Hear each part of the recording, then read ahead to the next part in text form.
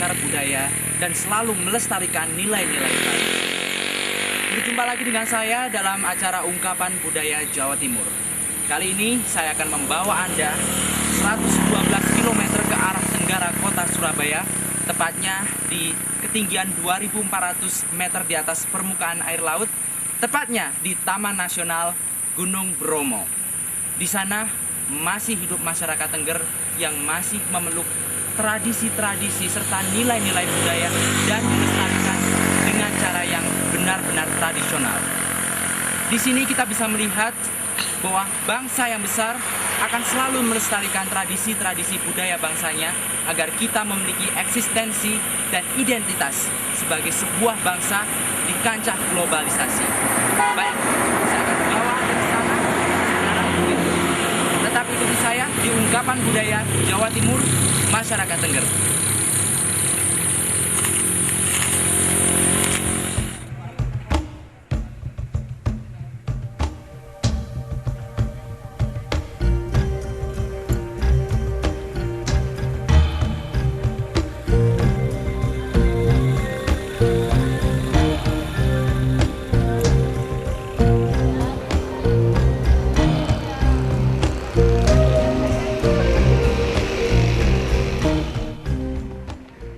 Ya pemirsa, sekarang kita sudah berada di Desa Ngadisari, dan Desa Ngadisari ini adalah salah satu di antara banyak desa yang berada di kawasan Taman Nasional Bromo, Tengger, dan Semeru. Wah, luar biasa luas memang Taman Nasional ini. Dan pemandangan di sini seperti yang Anda lihat, saya senang banget berada di sini karena it's breathtakingly beautiful and wonderful. Waduh, pakai bahasa Inggris ya, maklum. Karena tempat wisata ini adalah salah satu spot yang bertaraf internasional. Bukan hanya bule-bule lokal seperti saya aja yang berada dan sangat tertarik untuk mengunjungi Taman Nasional Bromo Tengger ini. Kenapa? Karena banyak sekali orang-orang dari luar negeri yang juga suka datang ke sini, baik untuk menikmati pemandangan alam yang luar biasa dan juga pemandangan yang tidak kalah luar biasanya karena memiliki nilai historikal yang sangat tinggi, yakni budaya masyarakat Tengger. Dan sebagian besar masyarakat Tengger yang ada di sini memeluk agama Hindu dan melestarikan budaya tradisi bangsa yang berawal sejak zaman Majapahit zaman dahulu. Jadi Anda tertarik kan seperti apa sih budaya atau tradisi asli Indonesia, terutama yang dates back since medieval times ya, sejak zaman Majapahit dahulu. Pastinya Anda tertarik dong karena I'm dying to know my own traditions. Saya sebagai orang Indonesia sangat bangga sekali dan pengen tahu tradisi masyarakat Indonesia yang asli seperti apa. Dan pemirsa, perlu saya ingatkan bahwa jalan ke sini sangat luar biasa. Aduh, susahnya setengah mati deh kalau ke sini. Jadi saya ingatkan ya, saya sarankan lah kepada Anda kalau mau ke sini bahwa sopir atau rekan-rekan Anda yang benar-benar luar biasa canggih dan luar biasa sophisticated kalau mau pergi ke daerah pegunungan, karena jalannya sempit, berkelok-kelok, dan menakutkan. Tadi malam saya sempat nervous loh, jangan-jangan ini menjadi akhir hidup saya. Tapi setelah melihat pemandangan yang ini, semua terbayarkan. Rasa nervous, takut, kelelahan, semua terbayarkan. Dan seperti yang terlihat pemirsa, di belakang saya ada papan besar yang bertuliskan "Selamat datang di kawasan wisata Gunung Bromo." Tapi Anda jangan ketipu, karena menurut informasi yang saya dapat, Gunung Bromo sendiri berada sekitar kurang lebih 8 km di balik bukit-bukit yang cukup tinggi ini. Jadi pastinya menarik dong perjalanannya nanti seperti apa untuk sana. I'm dying to know what's gonna be the trip right there to the peak of Bromo Mountains. Sekali lagi pakai bahasa Inggris dong. Oke, ya, dan agenda kita pada pagi hari ini menurut jadwal ya, 2 hari menjelang acara puncak upacara Kasodo, nanti kita akan mengikuti sebuah prosesi di sini, yakni prosesi untuk mengambil mata air. Mengambil air dari mata air di Goa Widodaren. Seperti apa sih Goa Widodaren? Penasaran juga kan?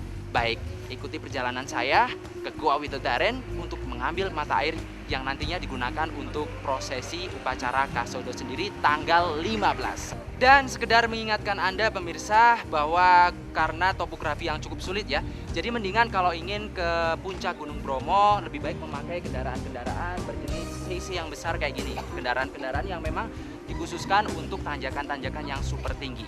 Dan di sekitar sini masyarakat Tengger memang menyediakan khusus ya mobil-mobil yang tough, yang kuat-kuat seperti ini sebagai kendaraan untuk menuju ke daerah puncak Gunung Bromo. Jadi Anda bisa menyewa nih. Dan sekaligus ada untungnya kalau Anda menyewa kendaraan-kendaraan seperti ini. Kenapa? Karena Anda mendapatkan plus-plus, yakni mendapatkan pemandu. Jadi Anda nggak bakalan tersesat ya. Anda nggak bakalan kebingungan di tengah lautan pasir yang merupakan kaldera utama dari kawasan Taman Nasional Gunung Bromo dan juga Semeru ini. Oke, langsung nanti kita juga ikutan untuk naik ke puncak bersama salah satu dari mobil-mobil yang ada di sini. Oke, no more wasting time, nggak usah buang-buang waktu ya. Langsung aja karena saya penasaran banget Cahing Cuno ini. Langsung aja kita naik ke atas sana, di belakang bukit sana, ke kaldera Gunung Bromo bersama salah satu dari kendaraan yang ada di sini. Penasaran? Ikuti saya terus.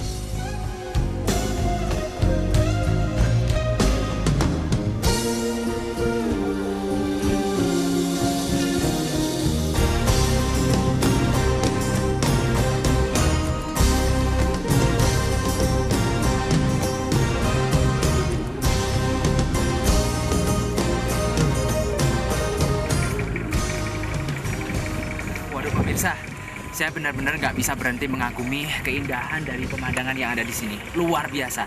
Bayangkan 2.400 meter lebih di atas permukaan air laut.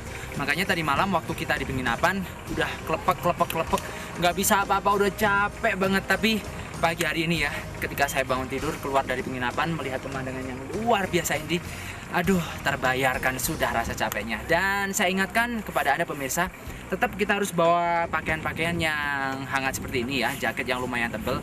Karena kalau malam hari kaki, tangan semuanya kram, bahkan telinga pun jadi kram karena terlalu dingin di sini. Tapi siang hari kayak sini harus pakai sunblock. Kenapa? Ini muka saya udah rasanya kebakar. Makanya kalau kita di sini beberapa hari, katakanlah seminggu ya, muka kita langsung merah-merah menyala kayak bule gitu. Apalagi kalau kita masyarakat kota nggak terbiasa dengan udara dingin dan sinar ultraviolet yang menyengat seperti ini. Maka dari itu bawa sebuah persiapan, semuanya dibawa ya, mulai dari jaket, sunblock dan lain sebagainya, agar kita bisa menikmati keindahan tanpa harus menderita seperti saya sekarang ini karena nggak bawa sunblock. Dan apalagi ya, pokoknya banyak deh keindahan di sini yang ingin saya ceritakan sama Anda. Nggak cuma keindahan alamnya, tapi juga heritage ya, atau keindahan-keindahan budaya yang memang merupakan tradisi yang paling asli lah dari masyarakat, yang merupakan keturunan dari, konon katanya sih, keturunan dari kerajaan Majapahit yang melarikan diri di sini pada saat kerajaan tersebut hancur diserang oleh kerajaan Demak. Nah, makin penasaran kan? Oke, makanya ikuti terus perjalanan saya, jangan kemana-mana ya.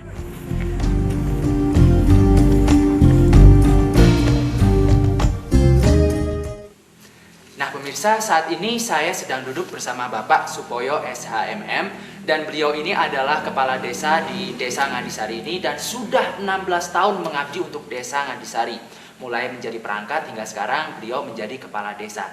Dan untuk lebih jelasnya ya tentang tradisi dari upacara Kasodo ini yang memang sudah diadakan setiap tahun Bapak ya, dan saya rasa selama sudah beratus-ratus tahun ini Bapak. Nah, kita akan bertanya-tanya sedikit ya tentang proses ritualnya, kronologinya seperti apa, dan juga mungkin tentang masyarakat di Desa Ngadisari ini sendiri. Bapak, mungkin pertama-tama saya tanya tentang masyarakat di Desa Ngadisari, Bapak. Komposisi masyarakat di Desa Ngadisari ini sendiri dominannya beragama Hindu, Bapak ya? Iya, Hindu. Namun adakah agama-agama lain, Bapak, di sini? Ada, jadi karena ada dari orang yang berasal dari luar yang kemudian punya pekerjaan di sini dan mendapatkan orang yang ada di Ngadisari, sehingga mereka yang kebetulan beragama Islam jadi menikah dengan warga kami yang beragama Hindu, ya itu aja. Jadi tapi rukun Bapak ya, toleransinya bagus. Jadi toleransinya bagus, patut dicontoh jadi oleh saudara kita di seluruh Nusantara ini. Jadi kalau di Tengger walaupun beda agama, apapun agamanya, namun diayomi oleh yang namanya adat ini sehingga rukun betul. Jadi tidak ada perselisihan, bahkan juga tidak ada pencurian ya. Jadi tingkat artinya pencurian itu boleh dikatakan 0%. Jadi tidak ada pencurian di sini. Oke. Aman. Bapak, saya kan banyak dengar cerita nih ya, baca buku di internet karena memang masyarakat Tengger ini sangat terkenal sekali. Sekali buka di internet udah banyak informasinya. Iya. Ada ya semacam apa ya, semacam informasi yang mengatakan bahwa masyarakat Tengger ini sejatinya adalah keturunan dari masyarakat Kerajaan Besar Majapahit. Iya. Benar nggak Bapak itu? Ya, saya kira benar juga. Jadi memang kita sebelum Mojopahit itu kan juga ada dari gitu, Mataram itu ya. Jadi sebenarnya ya bukan hanya pada saat Mojopahit itu baru ada orang Tengger. Jadi sebelumnya sudah ada itu. Oh, sudah ada memang. Orang Tengger ya. Dan kemudian kalau ada yang menyampaikan bahwa orang yang ada di Tengger ini adalah termasuk turunan dari Majapahit, itu benar juga. Waduh, terima kasih Bapak, ceritanya sangat bagus sekali dan saya sebagai ya anak-anak muda kayak gini semakin bangga ya menjadi masyarakat Indonesia. Ternyata negara kita memiliki sejarah budaya yang cukup panjang. Nah sekarang dari sini bisa saya putar balik fakta yang mengatakan bahwa tradisi adalah sesuatu yang ketinggalan zaman. Anda salah, tradisi adalah sesuatu yang sangat keren kalau menurut saya. Oke, terima kasih Bapak. Sama-sama. Ya.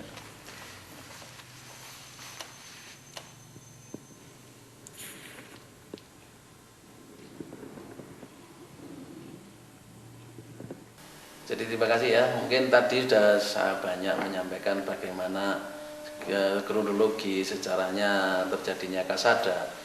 Ini perlu saya sampaikan juga untuk melengkapi dari apa yang saya sampaikan, penjelasan saya tadi, bahwa filosofi daripada legenda Tengger yang sampai saat ini terus dilestarikan oleh masyarakat Tengger, ya tentunya perlu mendapat karena sangat penting bagi kita semua ya, jadi yang berkunjung ke objek wisata Bromo, karena sesungguhnya objek wisata Bromo itu bukan saja hanya karena alamnya, namun juga memiliki suatu kelebihan nilai yang cukup dalam ya secara religi ya. Jadi tempat itu adalah tempat yang suci, yang keramat, yang tentunya harapannya adalah semuanya perlu untuk mengetahui, dan ini perlu saya sampaikan ya. Sehingga yang jelas Bromo adalah tempat wisata yang tentunya kita tidak perlu takut, tidak perlu ragu, dan tetapi tentunya kita jangan sampai ke Bromo itu berucap yang tentunya tidak baik. Jadi hanya ada beberapa hal yang perlu saya sampaikan dalam hal ini untuk berkunjung ke objek wisata Bromo. Karena sekali lagi bukan hanya sebagai wisata alam, tetapi wisata budaya sekaligus memiliki suatu itu tadi yang saya katakan satu nilai yang sangat mendalam ya, yang perlu dilestarikan, disucikan Bromo, sehingga siapapun yang berkunjung ke Bromo hendaknya satu ya, berpikiran yang baik, kemudian berbicara yang baik, dan bertingkah laku yang baik, dan jangan sekali-kali berkunjung ke Bromo karena memang banyak hal yang menarik di sana. Itu jangan sekali-kali membawa apa-apapun yang berada di kawasan wilayah Bromo ya. Karena apa? Karena nanti apabila itu terjadi, ya memang ini sampai saat ini belum pernah terjadi ada orang yang bawa itu kemudian terjadi apa-apa, belum, tetapi sesungguhnya banyak terjadi yang lain. Satu contoh, berucap yang nggak baik di wilayah Bromo, ya tahu-tahu ya kemudian perjalanan menuju pulangnya terhambat dengan kecelakaan dan sebagainya. Ini terjadi karena juga sebagai masyarakat Tengger itu selalu menjaga yang namanya ketulusan, keikhlasan, kejujuran ya. Jadi dalam rangka sebagaimana legenda yang telah dilakukan selama ini ya, diikuti oleh masyarakat Tengger.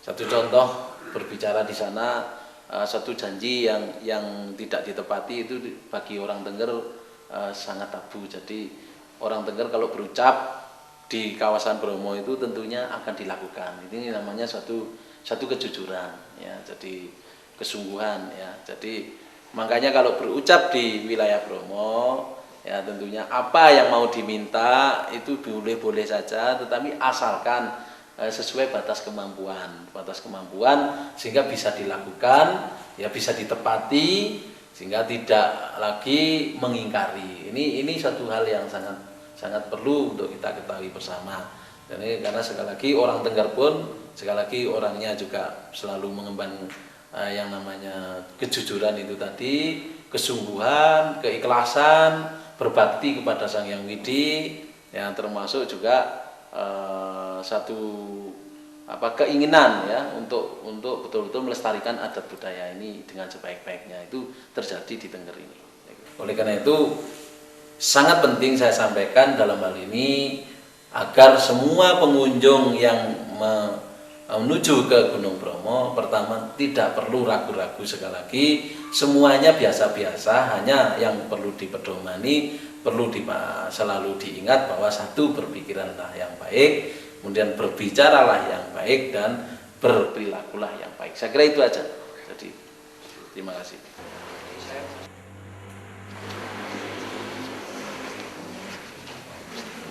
Keren banget nih. Pemirsa, di balik sebuah kesuksesan yang sangat besar ya dari sebuah acara, tentunya ada orang-orang atau bisa dibilang fighters lah yang melatar belakangi, yang berjuang di balik panggung supaya acara tersebut sukses. Nah, kali ini untuk upacara Kasodo 2008 ini yang merupakan program tahunan ini juga tentunya ada orang-orang di balik layar ya istilahnya, yang berjuang bersama untuk mensukseskan acara ini supaya dinamis ya, tertata bagaimana caranya supaya tidak ada masalah. Nah, kebetulan saat ini saya sedang berada di katakanlah hall ya di sini, dan saya akan ya istilahnya ngobrol-ngobrol sedikit lah, berkumpul bersama orang-orang atau para panitia di balik sukses acara Kasodo 2008 ini. Oke, selamat malam. Wah, semangat sekali ya ini. Ya. Aduh. Waduh, ibunya kedinginan nih, Bu. Iya, dingin banget. Nah, ini mungkin boleh saya duduk sini ya? Oh, boleh, boleh. Nah, ini saya pengen ngobrol-ngobrol dikit mungkin ya dengan Ibu, juga dengan Bapak-bapak. Ibunya dulu. Ibu namanya? Namanya Anjar Nurmal. Ibu Anjar. Ya. Bapak Herli. Bapak Herli. Ya, mungkin Bapak-bapak yang lain juga nanti bisa bantu nih. Saya punya banyak banget pertanyaan ya ini tentang upacara Kasodo 2008 ini. Tentunya para pemirsa di rumah juga punya banyak pertanyaan ini. Ini terutama yang berhubungan dengan katakanlah Ibu dari Dinas Pariwisata kan? Iya. Nah, ini untuk upacara Kasodo ini sendiri, Bu. Bagaimana mensinergiskan antara upacara Kasodo sebagai sebuah bentuk tradisi, Bu ya? Yang saya rasa namanya tradisi jangan sampailah terutik-utik dengan modernisasi yang demikian dan demikian. Tapi di lain sisi Bromo adalah sebuah objek pariwisata yang sangat terkenal bahkan secara internasional. Bagaimana Bu mensinergiskan antara tradisi dengan pariwisata yang ya terkesan komersil gitulah Bu gitu. Oh, saya lihat masyarakat Bromo ini masih kuat memegang tradisi. Iya, Mas Agung ya. Kebetulan malam hari ini saya juga sangat dingin sekali, tapi dengan adanya Mas Agung, kedinginan itu sedikit agak terobati. Itu yang pertama. Yang kedua, saya akan memberikan suatu komentar dengan apa yang telah ditanyakan oleh Di Agung bahwa dalam rangka pelaksanaan Visit Indonesia Year, di mana Kabupaten Probolinggo, khususnya itu Dinas Kebudayaan dan Pariwisata Kabupaten Probolinggo akan bersama-sama atau bekerja sama dengan para warga masyarakat yang ada di Sukapura, Kecamatan Sukapura ini khususnya yaitu suku Tengger, di mana Dinas Pariwisata sendiri tidak tinggal diam, dia akan mensupport semuanya pelaksanaan ini mulai dari awal sampai dengan akhir. Dan untuk pelaksanaan ini kami juga dibantu oleh EO, di mana EO ini adalah yang menangani semua kegiatan yang sifatnya pendukung.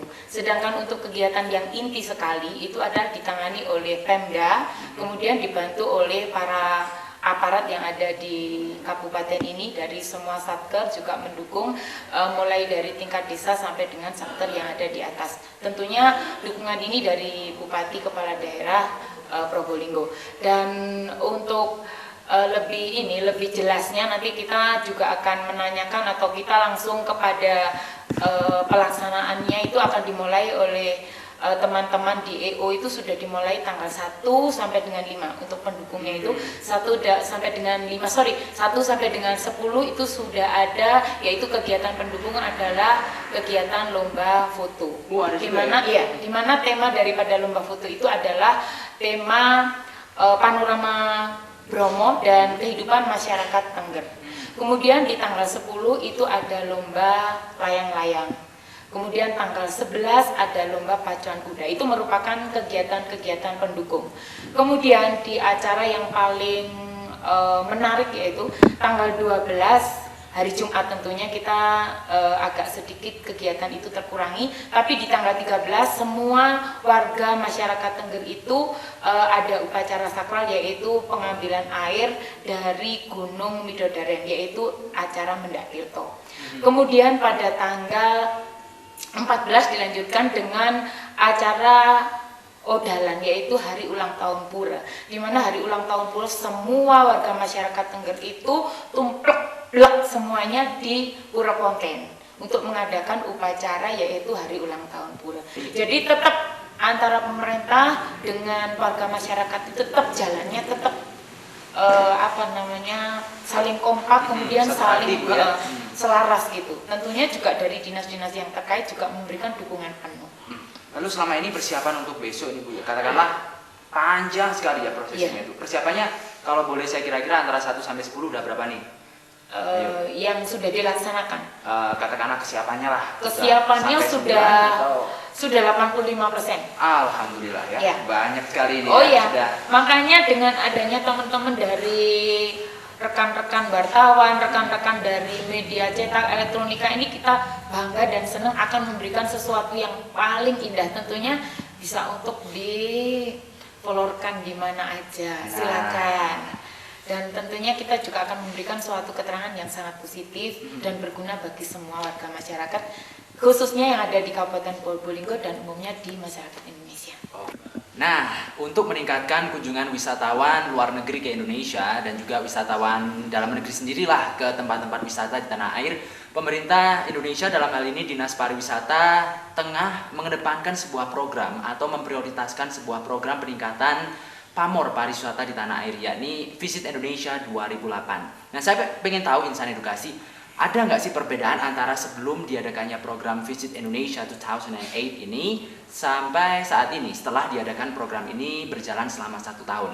Dan saya akan bertanya kepada Bapak di samping saya kali ini ya, tentang program Visit Indonesia 2008 ini dan perbedaan yang telah dibuat ya tahun 2007 lalu sebelum ada program ini hingga sekarang. Nah Pak, kira-kira ada sedikit improvement nggak Pak peningkatan kunjungan wisatawan, dan mungkin untuk lebih meningkatkan lagi apa aja nih kegiatan yang akan dilakukan di Bromo ini? Terima kasih Mas Agung ya. Jadi kami dari Dinas Kebudayaan Pariwisata Kabupaten Probolinggo untuk menindaklanjuti ya Visit Indonesia Year, khususnya di perayaan Kasodo ini yang kebetulan sekarang dalam suasana puasa ya.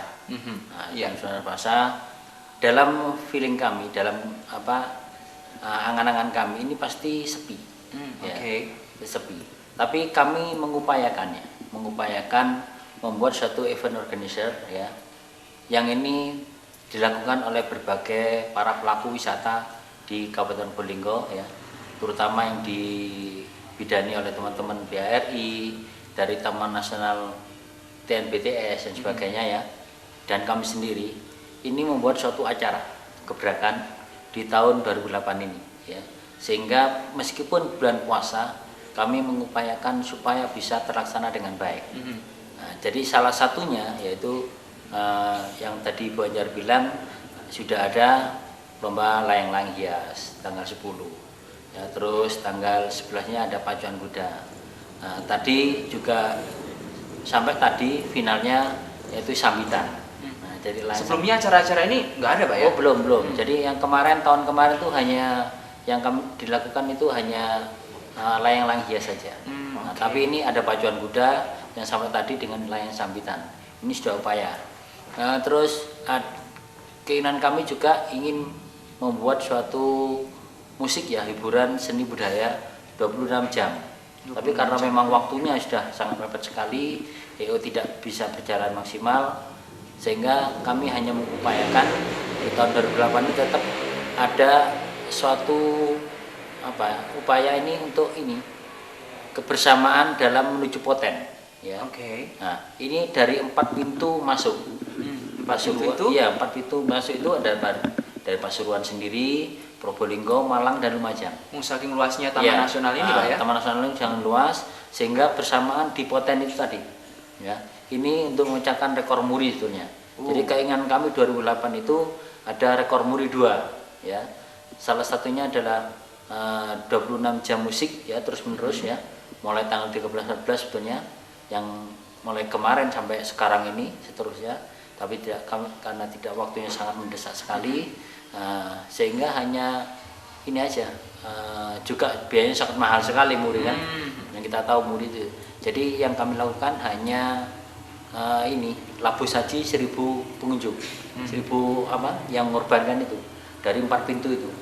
Tapi kalau dihitung secara real sangat lebih dari itu Pak, karena satu wilayah aja seperti Probolinggo sendiri itu sudah hampir ribuan. Jadi yakin ya kalau untuk menggabungkan 4 pintu ini pasti rekor tersebut bakalan terpecahkan nih? Justru lebih ya. Itu lebih dari masyarakat Tengger sini kan lebih ya. Dari 4 pintu tadi itu dari Pasuruan, Lumajang, Probolinggo sama Malang itu sendiri kan udah lebih yang istilahnya ingin labu saji seperti itu. Nah, jadi kami mengupayakan di satu titik punten itu tadi bersamaan. Nah, setelah itu ada pemilihan dukun, tadi Bu Anjar bilang sudah ada pemilihan dukun dan sebagainya. Selesai sampai jam 3 pagi baru matahari terbit, menjelang matahari terbit baru bersama-sama naik ke puncak Gunung Bromo untuk labu saji itu tadi. Nah, ini jadi dari upaya 4 titik tadi itu agar supaya bisa terjadi suatu kebersamaan dalam untuk menciptakan suatu keramaian dari situ. Nah, kita udah ngobrol banyak dengan Ibu Anjar dan juga Bapak Erli yang merupakan para pejuang ya di balik suksesnya program Visit Indonesia 2008, namun masih terintegrasi dengan tradisi masyarakat Tengger yang masih asli ini. Dan semoga kedepannya nanti program ini akan sangat-sangat luar biasa bagus dan mendatangkan lebih banyak wisatawan, tapi tetap menjaga tradisi di Tengger. Oke, thank you banget Ibu. Terima kasih. Oke. Dan thank you juga Bapak. Ya, monggo. Makasih Mas Gung. Dingin ya. Kelihatan itu Bapak. Ya. Thank you semuanya. Sukses semua ya. Sukses. Oke. Nah, saya mau kembali ke penginapan karena benar-benar udah sangat amat dingin di sini. Permisi semuanya. Iya, monggo.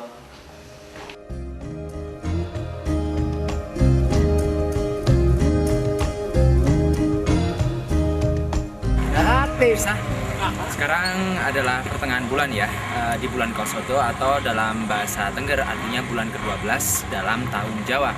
Dan di hari ini agenda kita pada pagi hari ini kita akan rencananya menuju ke puncak sana sekitar 8 km dari penginapan kita ini. Dan sekali lagi kru sudah siap di sana. Ini kru semuanya udah siap pemirsa. Dan kita akan sekali lagi ya naik ke puncak dan harus pakai mobil yang kayak gitu. Jadi mobil yang cc-nya gede dan emang segala sesuatunya udah dimodifikasi ya khusus untuk bisa nanjak lah, karena jalan di atas ini pastinya jauh lebih nanjak daripada jalan waktu ke kota terus ke sini. Jadi kayak apa nanti? Oke, ikuti aja kita terus ya. Udah tambah dingin juga sih di sini. Jadi mendingan kita naik ke atas karena katanya sih di sana agak lebih hangat daripada di bawah sini. Oke? Langsung aja kita naik. Ayo.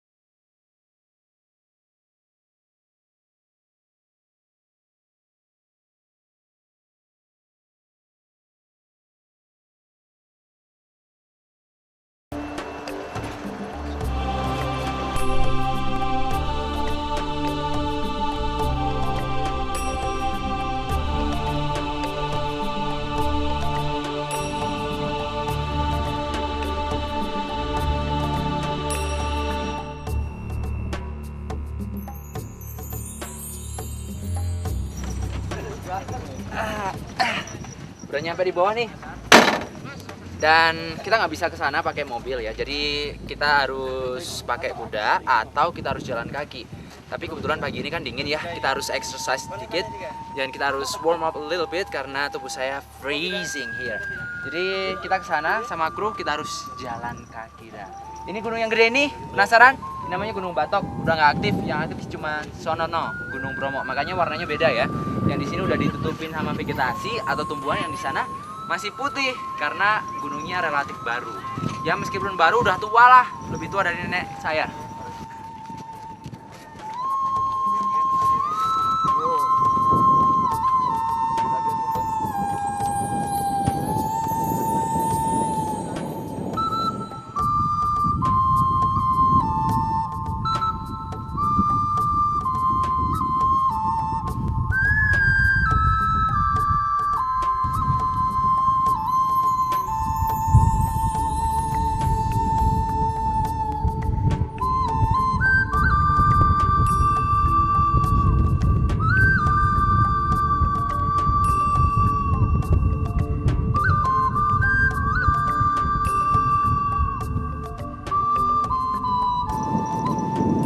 Pemirsa, di sini kelihatan luas banget lautan pasirnya.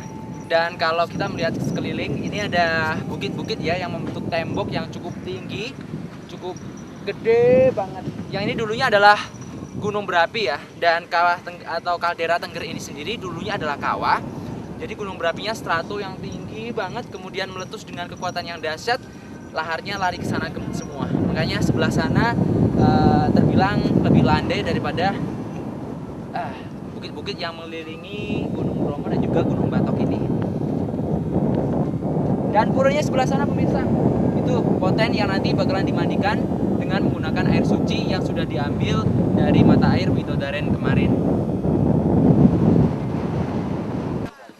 Nah pemirsa, seperti yang saya bilang dari kemarin-kemarin ya, bahwa memang Gunung Bromo ini adalah tourism object yang berstandar dan bertaraf internasional. Makanya banyak wisatawan dari mancanegara yang datang ke Gunung Bromo ini untuk menikmati keindahan Gunung Bromo.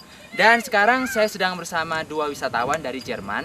Udah kenalan sih tapi lupa namanya ya. Jadi saya kenalan lagi deh.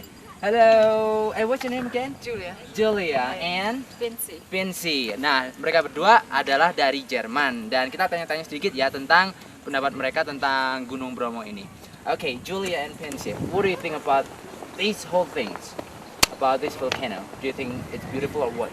It's really beautiful. And what do you think? I mean, we went to, in the morning for the sunrise and to the viewpoint, and it was really awesome.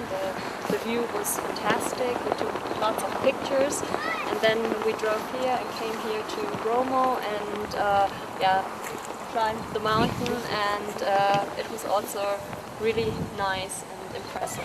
How do you girls know Indonesia?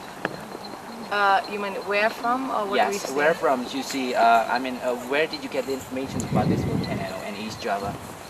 Mostly, yeah, Lonely Planet also. Okay, from internet? No, the book Lonely Planet. The Oh, Yeah. from the book. guide. The guide, yeah. Mhm. And also people. People telling recommended us that it's a nice really nice. place. Yeah. So And of all places in the world, why did you choose Indonesia? Are you here for vacation? We haven't been there yet. Yeah, we wanted to go to Southeast Asia. Yes. So our destination is Bali. So I Okay. think they're very different things. You have the jungle, you have the Sumatra, you have the volcano, you have Bali, you have very different things. And Jadi very udah interesting. istilahnya udah sampai kemana-mana nih di Indonesia, dan kebetulan pagi hari ini mereka di Bromo dan melihat sunrise di Insan Edukasi. Pemirsa ya, mereka sudah kemana-mana di seluruh Indonesia dan pagi hari ini kebetulan mereka ada di Bromo untuk melihat sunrise atau matahari terbit. Nah, and what do you think about people here? The local people here, are they nice and kind to you? yes, they're mostly very friendly. Oh, Yeah. thank God! It's really important, you know, to attract people to come here more and more. Yeah, Well, that's true. then I guess so. Thank you Thank so you. much. Thank you. It's been a great time to be with Thank you very much. Last few minutes. Thank you Yeah. so much. You're Likewise. welcome. Okay, guys, pemirsa, demikian wawancara saya dengan Julia and Vinci. Vinci. Your name is really hard to memorize. No Julia dan problem. Vinci dari Germany. Turis yang sangat tertarik dengan keindahan Indonesia dan kebetulan pagi hari ini ada di sini. Dan sebentar lagi saya akan mungkin lihat-lihat di sini di pura dan kemudian nanti akan naik ke puncak lihat kawah Gunung Bromo. Okay, once more, thank you so much. Thank you Bye-bye, very see much. you. Bye bye. Yeah, bye-bye, see you. Really appreciate that. Okay, was that alright? Ya. Oke, pemirsa, sekarang kita sudah berada di kaki Gunung Batok dan tepatnya ini di samping mungkin samping dari Poten atau pura yang nanti digunakan sebagai tempat pelaksanaan upacara Kasodo sendiri. Dan pagi hari ini emang ini tanggal 14 September ini dijadwalkan nanti akan ada upacara pembersihan Poten. Istilahnya Poten ini ulang tahun lah katakanlah kemarin yang informasi yang saya dapatkan. Dan nanti akan dibersihkan pusaka-pusaka yang ada di dalam Poten ini dengan menggunakan air yang telah diambil dari mata air Bidodaren kemarin. Seperti apa di dalam? Oke, saya semakin tertarik. Kalau gitu langsung aja kita naik ke atas ya.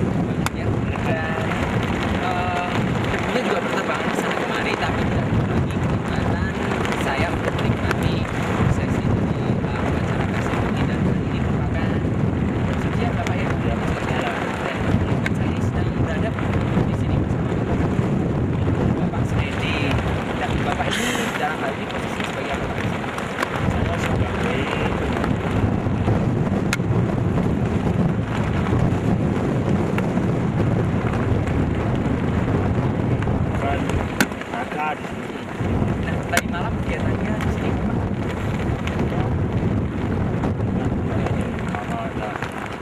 kalau depan kan nggak ada ya. buat dekat terus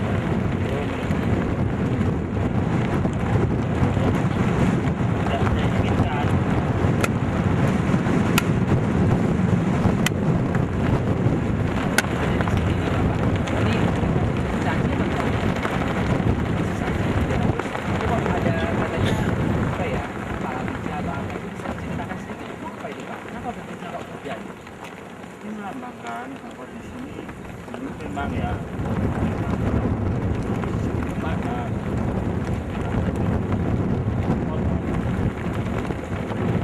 naik Jadi penghargaan masyarakat Tengger juga sebagai alat transportasi yang dulu dipakai untuk membantu kegiatan masyarakat Tengger. Nah ini ada palawija itu nggak Pak ya? Palawija ini katakanlah ini hasil dari masyarakat Tengger sendiri Bapak? hasil dari masyarakat. Apa ini nanti besok ini untuk upacara Kasodo sendiri ini palawijanya mau dilarungkan ke kawah atau gimana ini Pak? Oh dilarungkan ke kawah ya besok tanggal malam 16 ya Pak ya? Jadi ini di bawah sana pemirsa ini nanti saja akan dibawa berangi lautan pasir kemudian naik ke atas tangga yang ada di sana dan kemudian dimasukkan ke dalam kawah ya. Ini adalah sebagai terhadap Sang Yang Widi yang telah memberikan kepada masyarakat kita dari sedekah kepada alam pemirsa. Alam telah memberikan banyak kepada kita dan kita memberikan sedekah kepada alam. Rasa terima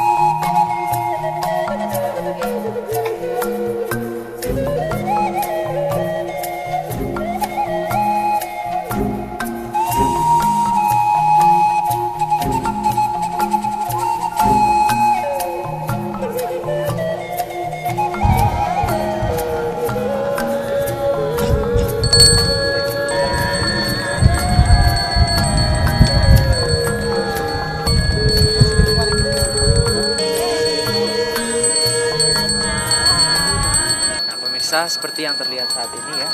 Saya ngomongnya harus pelan-pelan ini karena memang suasananya sedang khidmat, sedang khusyuknya. Ini masyarakat Tengger ini sedang melakukan upacara untuk pensucian Poten atau pura yang ada di bawah kaki Gunung Batok ini. Dan saya nggak tahu ini apakah sudah puncaknya atau baru awalnya, mengingat masih banyak juga masyarakat yang masih bersiap-siap ya dengan sesaji untuk diantarkan ke sana dan juga untuk disembayangi, pemirsa. Dan perlu diketahui pemirsa bahwa yang datang di sini bukan cuma masyarakat Hindu dari Tengger saja, tetapi juga mereka yang datang dari Bali. Jadi mungkin nanti ada sedikit ya apa perbedaan atau apa nggak tahu juga sih. Tapi yang jelas masyarakat Hindu dari Bali juga ikut mengapresiasi upacara Kasodo kali ini atau pensucian Poten ini juga ya, salah satu dari ritual Kasodo, dan mereka juga datang. Bisa kita lihat sekarang sedang khidmat, dan pusaka-pusaka yang akan disucikan juga sudah kelihatan, sudah diletakkan dan dipajang sekarang ya, seperti tombak dan beberapa jenis pusaka yang lain juga. Tapi utamanya memang tombak sih. Dan anginnya terus kencang emang ya, konstan memang di kaldera Gunung Bromo yang terletak 2400 di atas permukaan air laut ini memang selalu konstan seperti ini ya. Anginnya selalu kencang.